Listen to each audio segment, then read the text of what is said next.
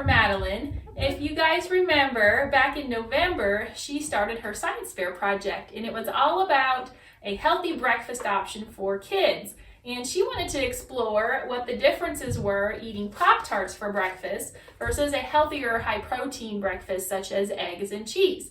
So she has now compiled her data, and she has created her science fair board with the presentation, and she'd like to share that with you all today. So take it away, Madelyn. So yes, for my science fair project, I decided to look into how does your type of breakfast that you ate affect your blood sugar throughout the morning, but also how you feel throughout the morning, like your mood, energy, and your hunger levels. So for this experiment, I had 6 test subjects.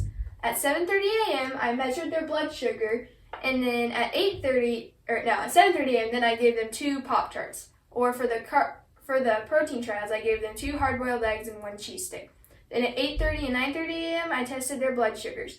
At each of those testing times, I also took measurements for their amount of feeling levels. On a scale of 1 to 5, they ranked their mood, energy, and hunger levels.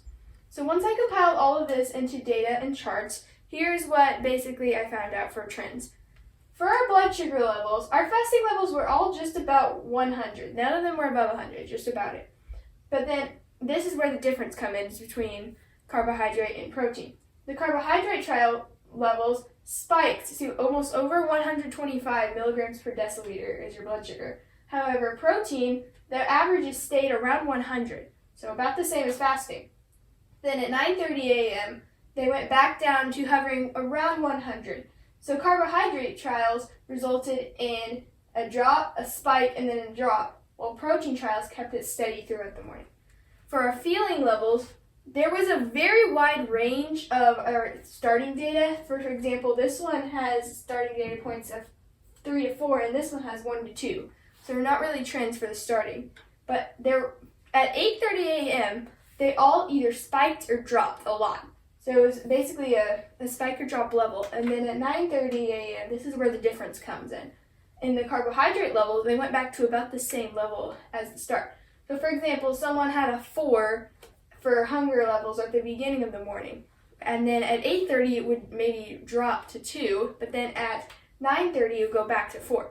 In the protein trials, this was not the case. They did the first 2, but then at the end, at 9:30, they rose at least 1 point.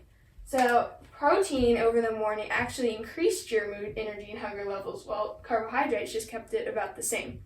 So based on this data, we can conclude that sending your kids to school with a high protein breakfast in their bellies is a much better choice than a carbohydrate breakfast. Excellent, Madelyn. So what are we going to do with these Pop-Tarts? Throw them away. Throw them in the trash. That's right. Thank you for sharing your data with us today. You're welcome. Bye. Thank you. Bye.